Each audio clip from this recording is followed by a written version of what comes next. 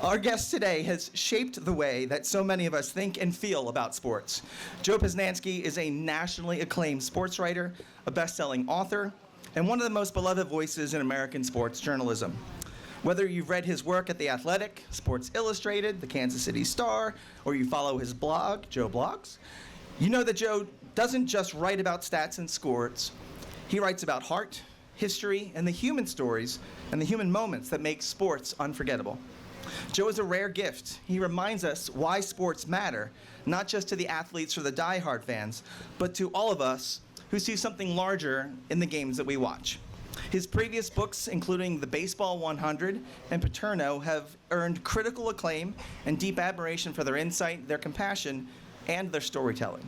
And now Joe turns his focus to America's most popular sport in his brand new book, Why We Love Football.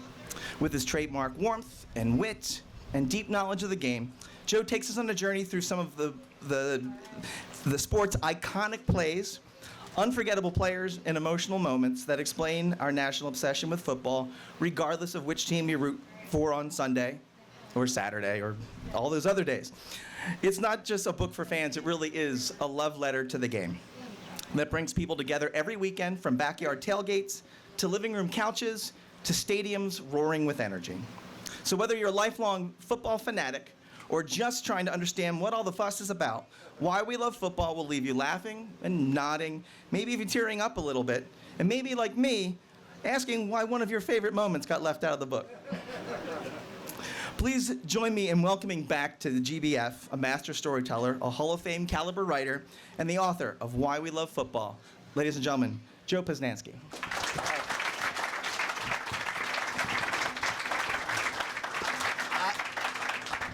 I'm going to take you with me everywhere, wherever I go. I just want that introduction. Thank you. Thank you all so much for coming out.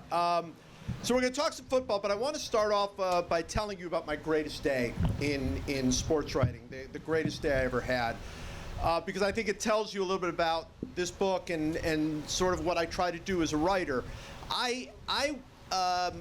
When you're a sports writer, in particular, you're always just desperate for any angle, any bit of news, any good quote. It's a constant struggle to find something that you can sort of write about and build your hook on. So my greatest day, I was in Sydney in 2000, 25 years ago, I can't believe it, for the Olympics. And I was there, and it was the night that the United States baseball team was going to be playing in the gold medal match. And I didn't want to go, like everybody, all the American writers went to that. They all went to the Tommy Lasorda was the manager of that team, and everybody went. And I didn't want to go. I wanted to try something different. I'd already written about baseball. I'm not the biggest fan of Olympic sports where the gold medal is not the pinnacle of the sport. I like sports where the gold medal's the pinnacle. So I kind of looked around and I thought, what else could I write about? And I looked at various sports, and I came across this story about this incredible four-time gold medal winning Greco-Roman wrestler from Russia named Alexander Karelin. And it was already accepted that Alexander Karelin was the greatest wrestler ever, the greatest Greco-Roman wrestler ever. And here he was going to be in his final match. He was going to retire after this. And I started reading about him, and his story was just ridiculous. He used to train by carrying refrigerators upstairs. And I thought, a Russian who carries refrigerators upstairs, there's a story there. And I'm going to go. And I'm going to head over to this. I'd never covered a Greco-Roman wrestling match. I don't know anything about Greco-Roman wrestling. I don't know the rules. But I thought, this is going to be great. And I get there, and the place is packed. Absolutely. There are scalpers outside of a Greco-Roman wrestling. I'm like, what is happening here? And I get in there, and the place is going crazy, and everybody's waiting for this big moment, this legend, this all-time Olympic legend. And I'm like, this is going to be so great. And I'm excited. I'm ringside. I'm ready to go. I think they call it ringside. And he's wrestling an American. I thought, that's even better. I got a little Rocky IV thing going here. This is going to be great. And I start watching this thing. And if you've ever seen Greco-Roman wrestling, maybe some of you are Greco-Roman wrestlers, it's not the most exciting thing. It looks like they're slow dancing. They're just slow dancing. And I'm watching and waiting for something to happen. And the crowd's getting louder and louder. And it's great. And all of a sudden, I hear the crowd gasp. Everybody in the place just gasp. And what happened? I saw nothing. And I look up at the scoreboard, and the American had scored a point. He had not given up a point in 4 Olympics. It was the first point he'd ever given up. I don't know how he got the point. I still don't know how he got the point. But the place is now going crazy, and the clock is ticking down, and people are it's one of the wildest scenes I've ever seen in sports. People are losing their minds over this upset, this potential greatest upset in Olympic history. And I'm watching, and they're doing exactly the same thing. I don't know what's happening. And the clock is ticking down, and I'm thinking, is there a halftime? Like, I don't even know if this is real. Like, I don't know. But it keeps going, it keeps going. And with about 5 seconds left on the clock, the great Russian bows his head and reaches out his hand in defeat. And I had just witnessed the greatest upset in Olympic history, and I have no idea what I saw. I don't even know the name of the American who did it. So I'm scrambling through, like, well, I better find out that guy. It's Rulon Gardner. That is his name. And I'm like, oh, Rulon Gardner. Okay, great. Let's find out about Rulon Gardner. And I go into the press conference, and Rulon Gardner walks in, and he says to the guy, he gets up on the podium, and he says to the guy who's leading the press conference, hey, this is pretty cool. I've never been in a press conference before. And I thought, oh, this is going to be good. Oh, boy. All right, what do we got? And he starts telling us his story. And his story is that he grew up on a dairy farm in Wyoming, Afton, Wyoming. And he's telling us about growing up and all the doubters. And I'm like, this is an incredible story. And somebody asks him, did you ever think you could beat the great Alexander Karelin? And he says, you know, back on the farm, I used to wrestle cows. And as great as Alexander Karelin is, he's no cow. I thought, what am I watching here? What is happening? So now I'm like, oh my gosh, I got to get back and write. I gotta race back and start writing. This is so exciting. And as I'm going back, I run into like a group, and there's a woman there, and I run in, and I go, oh, excuse me. And she goes, oh, hi, I'm Rulon Gardner's mother.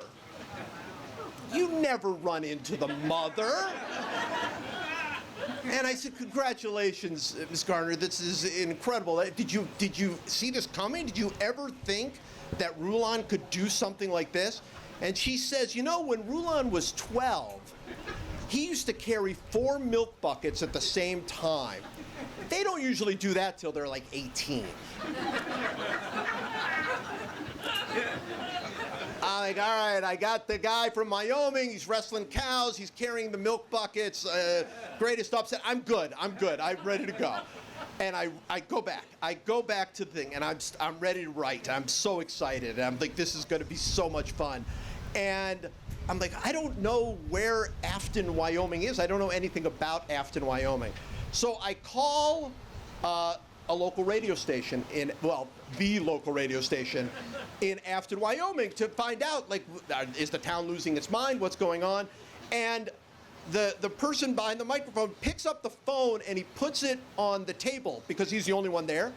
And so now I'm hearing the broadcast, and he says on the broadcast, ladies and gentlemen, we're going to have to dispense with the birthdays today because one of our own, Rulon Gardner, has won an Olympic gold medal.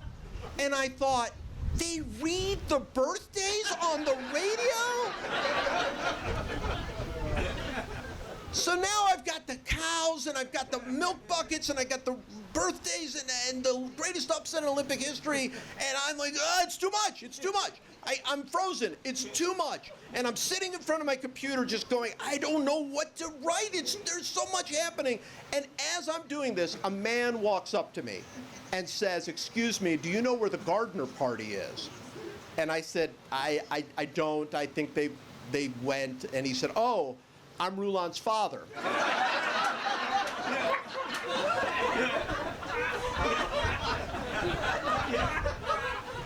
And I said, oh, wow, congratulations, Mr. Garner. It's amazing. What an amazing, this must be an amazing moment for you. And he said, it is an amazing moment for you because, you know, I didn't think I was going to make it here. And I said, well, what do you mean? And he said, you know, the USOC pays for one parent to come to the Olympics, and we're not a family of means to come all the way, you know, to Australia from Wyoming.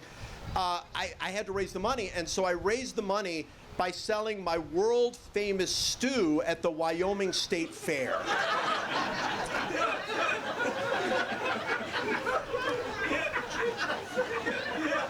And I thought I didn't need that stew at all. And then he said, you know, when I was in Korea, and I said, get away from me! And I think about that day every day. Every day I think about that day. The perfect day. And how it happened at a sport I knew nothing about. A sport that I just kind of, I just walked in on it. I literally walked in on it on a whim, and I ended up seeing the greatest thing I've ever seen in sports. And I think that's what I try to get across as a writer. I think that's my only mission in a lot of ways as a writer, is to try to get across that feeling. And so this book, Why We Love Football, followed Why We Love Baseball. I was here last year for Why We Love Baseball, which was great fun. And I wanted to do that with football. I grew up in Cleveland. Thank you. Yeah. If he had put on a Browns hat, that would have been impressive. I would have been impressed by that. I grew up in Cleveland as a huge football fan, and over the years, my football interest has both skyrocketed and faded and skyrocketed again. I think a lot of us probably feel that way about the sport. And I thought, I want to get at the heart of what it is about this sport that grabs us, what it is about this sport. American football is, first of all, it's American football, right? Like that's what everybody else calls it. We call it football. There's no kicking. There's very little kicking in football. There is a sport called football where that's all they do is kick. Literally, feet matter a lot in the other version of football. But we call ours football, we're not changing. So American football is a unique thing. There are 3 countries in the world that have a sport that is unique to them, that their national pastime is a sport that no other country in the world really cares about at their level. One is in Mongolia. They have Mongolian wrestling there, which is I know less about Mongolian wrestling than I know about Greco-Roman wrestling. But I think the rule in Mongolian wrestling is the idea is to make the other person touch a different, like other than his foot, touch a different part of his body to the ground. That's the only goal. It's huge in Mongolia. Nowhere else. In Ireland, they've actually got 2 sports that nobody else plays. They've got Gaelic football and they've got hurling, and those are the biggest sports in Ireland. And the third is American football, and American football has grown in other places. It's become more popular in Europe and other places, but it's not. It's specific to us. It's our sport, more than baseball. You know, there are 9 countries in the world where baseball is the #1 sport. Japan, Dominican Republic, Venezuela, Cuba. There are a bunch of countries where baseball is the #1 sport. But there's only one country in the world where American football is the #1 sport. And I wanted to get at the heart of why we love this sport so much, why I love this sport so much, despite my misgivings about it at times. And I was trying to think about how to do it. And what I did with Why We Love Baseball was I wrote about the greatest moments in baseball history in a list, in an order, and thought, okay, I'm going to take this same exact sort of format to football. And I'm going to write about the greatest moments in football and really try to tell the story of why we love the sport. And I have to tell you, it didn't work at all. I started and stopped, I mean, my wife could tell you, dozens of times. I completely rewrote the outline and redid the outline, did the list again, rewrote the list. It was 40 moments, it was 60 moments, it was 50 moments, it was, I wasn't going to do moments. Like I could not quite get my arms around what it is that we love about football in the same way that I felt like I knew in baseball. Like in baseball, people would come up to me all the time and they would say why they love baseball, and it was always very personal and very much like, oh, I love baseball because when I was 9 years old, my dad took me in my first game, and I remember walking up the stairs and seeing the grass for the first time, and that's why I love baseball. I love baseball because I used to listen to it in the backyard with my grandmother during 4th of July. It was very personal, and it was very much connected to who we are as people. And if you ask people why they love football, don't ask them after their team lost, because they don't love football. George Carlin has a very funny football bit where he talks about baseball. Baseball is all about ups. Who's up? Football's about downs. What down is it? And he has a whole bit. And one of his parts of it is how in baseball there's really kind of a picnic atmosphere. And in football, you can be assured that every 27 seconds you're capable of taking the life of a fellow human being. And that's true. Nobody is ever happy at a football game. Ever. You could be up 49-0, and you're still like, they might come back. I don't know. I don't trust my coach. It's always something. So I wanted to try to get at the heart of what it is, and I really struggled with it. And a friend of mine kind of gave me what ended up being a little bit of a roadmap for me for why it is we love this game so much. And he was saying, so if you look at baseball, what is the greatest day away from the field, the greatest event that's not on the baseball field every year? What would you call baseball's greatest event? And we agreed it's got to be the Hall of Fame ceremony in Cooperstown. Every July, they induct new members into the Baseball Hall of Fame. All the old members, or most of them, come back for this big celebration. It's beautiful. Cooperstown is wonderful. It just has this great feeling, right? There's a great feeling of being a part of it, and you're seeing your childhood celebrated, right? You're seeing you're forever young, and it's a great thing. And he said, great, what is the number one event off the field in football? And I said, no question, it's the draft, right? The NFL draft is the biggest thing going. There's nothing even close to the NFL draft. The NFL draft is bigger than any other sport, much less how big it is in football. So he said, yeah, that's right. I think that's right. So in baseball, it's Cooperstown, it's the Hall of Fame. In football, it's the draft, because I think that's the difference of the sports. I think in baseball, we're always looking back, and in football, we're always looking forward. And I really thought about that, and it changed the way I wanted to write this book. It changed the way, because then it made sense to me. Because even though I'm writing a book about stuff that's already happened, I wanted it to feel like it's new, and we're looking forward, and you don't know what's coming next, and you're going to go from an NFL moment to a college moment to a high school moment to a fictional moment, and it's going to be a constant sort of what's coming kind of feel, because I think that's what football is. The great thing about football that I don't think any other sport quite has is that in football at any moment throughout the entire game, you might see the play that changes the entire game. That could happen on the opening kickoff. It could happen right before halftime. It could happen somewhere in the middle of the third quarter. You have no idea when that moment's going to happen. And when that moment happens, it's unlike anything else. I write about this in the book. It's the only book that I've written where I actually spoke to a biblical scholar. I know that's a big surprise. I talked to a biblical scholar and I asked the question, how many miracles are in the Gospels? How many miracles does Jesus perform in the Gospels? And he told me that it was 34. There are 34. You can stretch it. It could be 37. But generally speaking, it's generally accepted there are 34 miracles in the Gospels. Football has so many more miracles than that. Like, it is not even close. There's just miracles that start with M. It has more, like Miracle at Michigan, the Miami Miracle, the Miracle in the Meadowlands. There's just a million miracles in football.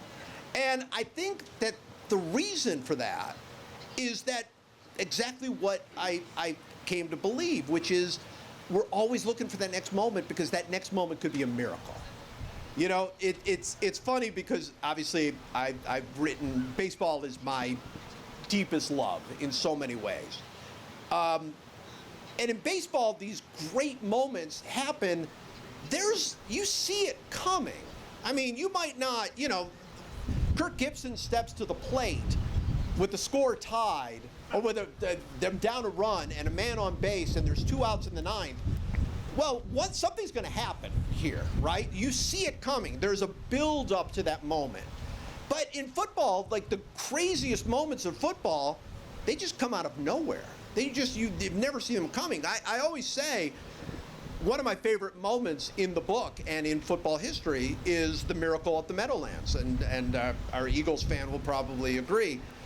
The Eagles are losing to the Giants. All the Giants have to do is fall on the ball.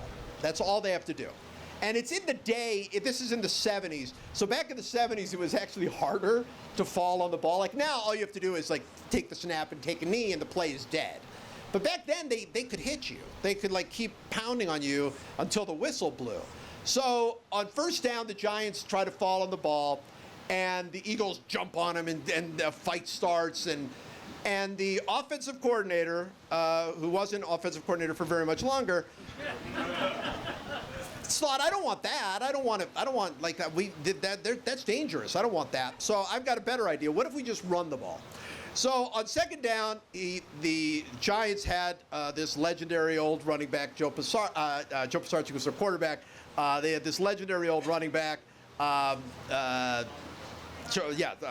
Zonka, from a long time for the Dolphins, was with the Giants. And they said, all right, Larry, we're giving the ball to you. And Larry's like, no, don't give the ball to me. Just fall on the ball. Like, let's fall on the ball. And he's like, he's calling a running play. So they gave the ball to Zonka, and he gained like 10 yards. And the offensive coordinator was like, hey, that worked. That was great. And they went back to the huddle, and Larry Zonka said to Joe Posnanski, who was a young quarterback, under no circumstances do you give me the ball this time. And the play comes in, and of course it's a handoff to Larry Zonka.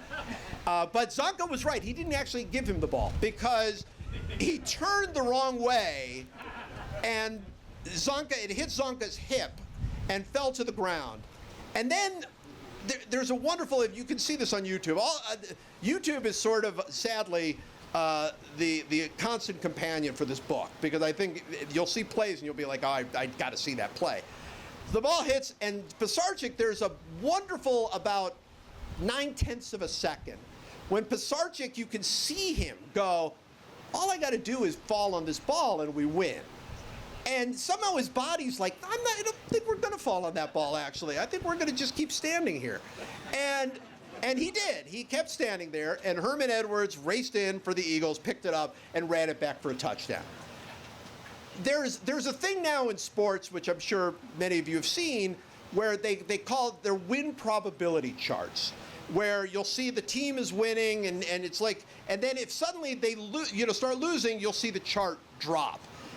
There has never in the history of sports been a bigger win probability chart drop than the Giants win, the Giants lose, all because of this one fumble. And that can only happen in football.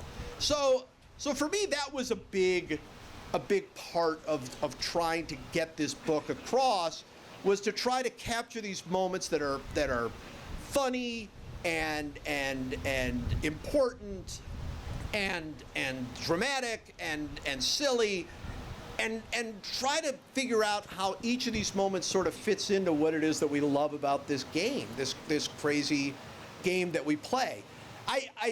One of the things I loved for Why We Love Baseball, I talked about this last year. While I was writing Why We Love Baseball, I was on a plane with a guy who was incredibly talkative. Very, very, very talkative. And it didn't matter what I did. I put on headphones, and he kept going. He was not stopping. And he also was one of these people that looks over your shoulder when you're working, which I just love. And so I'm writing Why We Love Baseball, and he's talking to me, and I'm trying to work. And he looks over my shoulder, and he goes, "Oh, you're writing about baseball?" And I said, "Yeah." And he said, I hate baseball. And I said, "Of course you do." And, look, that was pretty much where the conversation ended. But when the plane, 15, 20 hours when the plane landed, I thought, what would I say to that guy? Like, what story could I tell that guy that would explain what it is so wonderful about baseball? And I came up with this story. I didn't come up with it. I found this story. In 1962, the Giants were playing in Pittsburgh, and they had a rookie pitcher at the time named Gaylord Perry. And you will remember Gaylord Perry. Many of you will. Great pitcher, Hall of Famer, 300-game winner, famous for throwing the spitball or not throwing the spitball, depending on who you asked. So Gaylord Perry is pitching that day, and he's in the batting cage, and he's taking some swings. And behind him, behind the cage, is his manager, Alvin Dark, and a friend of the manager's named Harry Jupiter. And Gaylord Perry hits a long fly ball, and Harry Jupiter says to Alvin Dark, "Hey, Al, check your kid out here. Looks like you got a hitter here." And Alvin Dark, without even looking up, says, "Perry, we'll have a man on the moon before that guy hits a home run." 7 years later, 1969, Giants are playing in L.A. Gaylord Perry is pitching. At 1:14 p.m., Apollo 11 lands on the moon. 34 minutes later, Gaylord Perry hits the first home run of his big league career. I love that story so much, and I've never been able to fully explain why I love it so much. I just think the story just tells you what's wonderful and magical about baseball. So I wanted to find a story like that for football. Football is harder, right? Because it's different in that way. There are fun coincidences and things like that, but it doesn't really fit football. So I was looking for a story, and I found this one. So all of you know, of course, about the great Dick Butkus, great linebacker, meanest player in the NFL, by far. Everybody would say Dick Butkus hated you like you were from the old neighborhood. Just absolutely ferocious, vicious Dick Butkus. Yesterday, at the little author banquet that they had beforehand, your former mayor told the story about how he once saw a tweet from Dick Butkus saying something, and he responded to it as like, "Is this the real Dick Butkus?" To which Dick Butkus responded, "I didn't think Gaithersburg was big enough to have a mayor."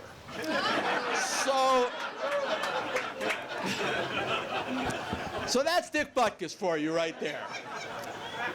After Dick Butkus finished playing, by the way, there's one wonderful story about Floyd Little. Dick Butkus just hammered him, absolutely hammered him. And Dick Butkus was famous for his big hits, but also for the way he just walked away. He never cared that he hurt people. He said he didn't want to hurt people unless it was important, like a league game or something. So Floyd Little totally gets his bell rung. He's barely there. And he sees Butkus, and Butkus says, "Floyd, are you okay?" And Floyd was touched by this. And he said, yeah, thanks, Dick, I am okay. And Dick Butkus said, "Then why are you in our huddle?" So,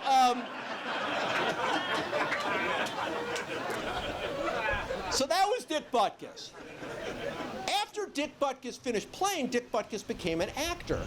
and you saw him, like he was on some television shows. So he was in a movie with Raquel Welch, the sex symbol and actress of the 70s, big, huge star. And Raquel Welch loved Dick Butkus, just loved him, adored him, called him he was a pussycat, just loved him. And she kept hearing all of these people saying these terrible things about Dick Butkus. And she finally goes, I just don't understand it. He's the nicest man. I don't understand why people keep saying all these mean things about Dick Butkus.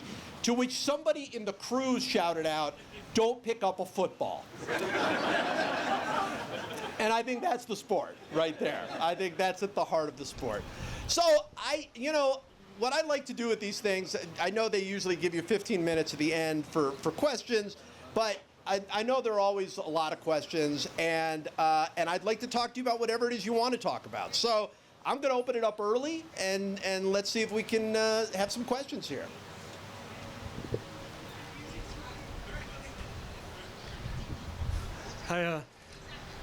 I think one of the big reasons why it's so hard to find a story like that defines it is because almost every game has one, and even like I just watched on YouTube the fourth quarter of the Atlanta Falcons Commanders game last year. Yeah. And I remember winning it, and I remember that it was pivotal and that we got our playoff, but I forgot the fourth quarter and how like every decision was meaningful, like clock management,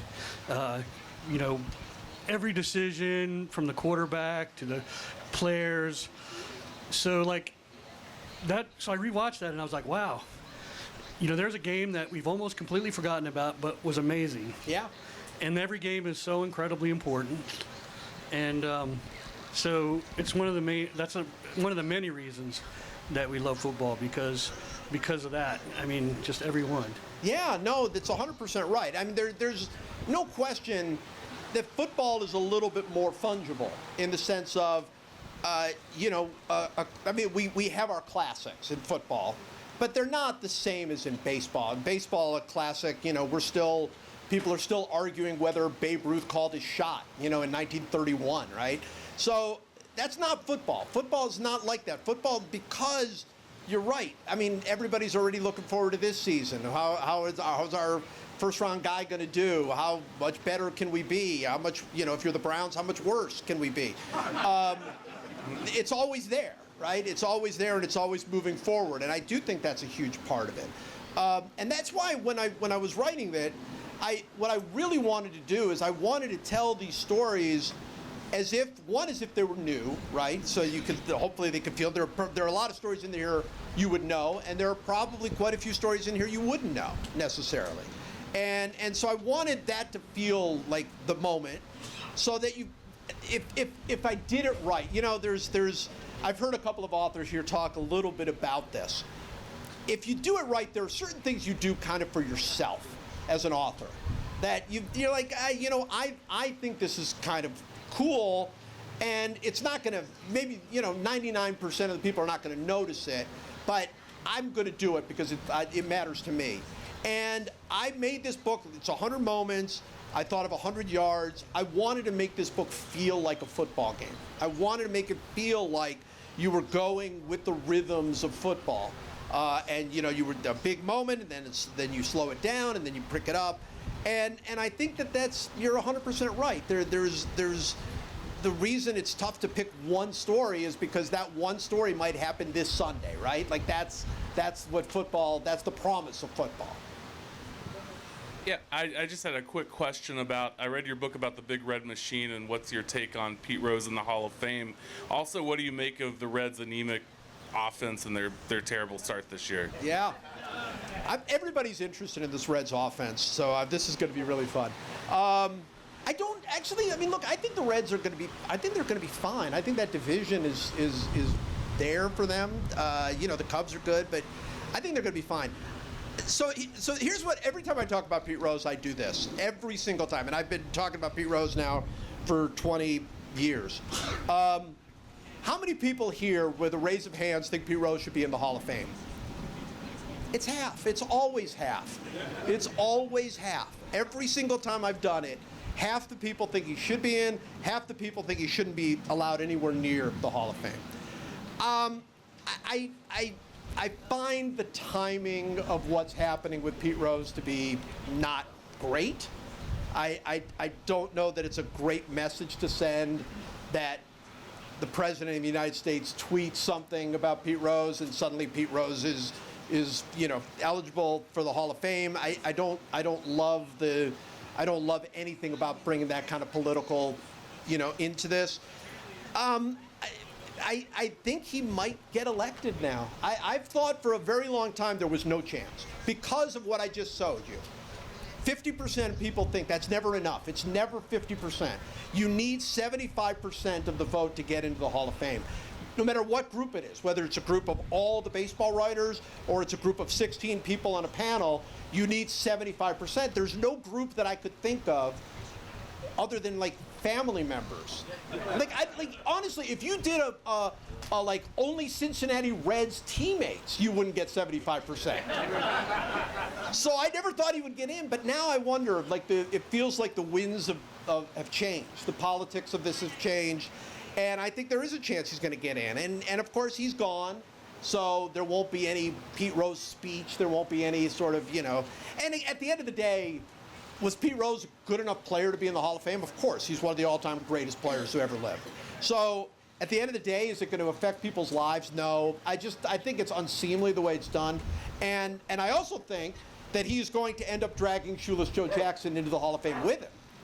And that's kind of a fun little side bonus. I saw somebody tweet this, and I thought this was great. One day, you get a Pope who's a Chicago White Sox fan. 2 days later, Shoeless Joe Jackson's eligible for the Hall of Fame. How does that work? So that's my Pete Rose take. I grew up in Northern Ohio, and then those glory days of the Cleveland Browns when Jimmy Brown played. Yeah. However, what do you see? How do you see the huge sums of money affecting what's going on in the NFL and even in baseball? I mean, players and owners are just talking hundreds of millions when they used to talk a few 100,000. Sure. No, it's changed the entire landscape of all sports. I mean, the NFL is the biggest, so it's changed the NFL the most. But it's interesting because I think about this a lot in college football. College football is unrecognizable to me. I don't know who's in what conference. I have no idea. I'm like, wait, Stanford and Maryland now? Like that's a thing? Like that's a rivalry? Really? So I'm baffled by it. And I'm happy the players are getting paid, but I don't get it. I don't get the NIL thing. I don't get schools paying $15 million for a quarterback. Like that doesn't make any sense to me. I don't get the playoff. I don't understand why they were like, yeah, we're going to be 2, and now we're 4, now we're 16. What happened? Why did that blow up like that? So I don't get it at all. However, when the game is on the field, it feels the same to me. When they're actually playing the game, it feels to me just like it did. It really does. If I'm watching, Georgia play Auburn, it feels exactly the same as it did, 10, 15 years ago. Same thing with football, It's like all of the surrounding stuff. You look at baseball, and you look at what the Dodgers just did this offseason and how much money they spent. Insane amounts of money. But when you watch the Dodgers play, it feels like, wow, this could be any time, any era. So I think that's the magic of sports. I hope it is. That, yes, all of this other stuff is happening all around us, but inside the game, it stays the same. And that's the hope, of course. Joe, in both writing this book and the 100 baseball book, anything that sticks out in your mind as something that, as you were putting together, that surprised you, that you hadn't known, and you were, it really something you thought was outside, the realm of the possible or anything like that? Yeah. So I know it's a cop-out to say that, but every single chapter had something in there I didn't know. I mean, that was sort of the point. I figured my best bet as a writer is if I don't know then other people won't know. Like that's the idea. So there was a ton of things. There are a lot of moments in here that I didn't know anything about. Like I did not know anything about the Mississippi, the Miracle Mississippi game with the 39 laterals. Like I didn't know anything about that game. So I found stuff like that all the time. And then of course the more you dig into it and the more you research, the more people you talk to, the more really fun stuff that you find. And I think that the way a book like this works, and this was true of the Baseball 100 too, is it has to be a blend of very, very familiar and completely unknown. It doesn't work any other way. If it's all familiar, then it's like, okay, well, I kind of know a lot of this stuff. And if it's none of it's familiar, I don't where's my hook here? What am I getting into? So for me, it was always about finding those little moments, those little things I didn't know, and those little things that made it special. First of all, thank you for being here, and Yeah. thank you for sharing your moments in Sydney as well. Two of my particular favorite moments, which certainly changed my feeling about football versus baseball, because baseball remains my favorite sport as well. But the Ice Bowl game, as well as the Super Bowl #3, where Namath claims, hey, we're going to win, and the Baltimore Colts were favored by 18 or 19 points, and yet somehow the Jets prevailed in that particular game. But as those two particular moments certainly changed my perspective on football, it was also John Fasinga, whose magical voice at that time and within that era just seemingly put football almost at a ballet type of perspective. And I used to watch that, and I used to crave his voice, because he had that, as they said, this is God's voice. Yeah. And so if you could offer a little bit more about John Fasinga as well as those two particular moments, I would appreciate it. Yeah, no, this book is perfect for you. All of those are in here. I write a lot about NFL films. So you talk about John Facenda. John Facenda was the voice of NFL films, along with Harry Callis. Were two of the big voices of NFL films, both wonderful, deep voice people. And what I love about NFL films and those voices is football did not have a mythology before NFL films. Baseball has had a mythology going all the way back to the 19th century. There was this mythology about the sport, about the national pastime, about how it was invented, all of these different mythologies that built the sport. And a guy named Steve Sable, well, first his father, Ed Sable. So let me tell you real quickly about Ed Sable. Ed Sable was a coat salesman. And he was also an entertainer, and he loved making movies. And he used to make all of these home movies of his son, Steve. He made movies of him playing football, but he also made movies of him at like in class. He made movies of him getting a haircut. He got movies of him riding a horse. Like, he just made lots and lots of home movies. And he would have this event every week that he would do where he'd invite everybody over. They would have like hors d'oeuvres, and then he would show the movie like it was a real movie, and he put music behind it and everything else. So he did that for years. And then in 1962, he goes up to Pete Rozelle, who was the commissioner of football, and he says, I'd like to buy the rights for the NFL championship game. And Pete Rozelle says, what is your experience of filming football? And he said, I filmed my son's games. And Pete Rozelle, that was good enough for him. He was like, great. Sold it to him for $5,000. $5,000, he had the rights to the NFL. And his son Steve is a football fanatic.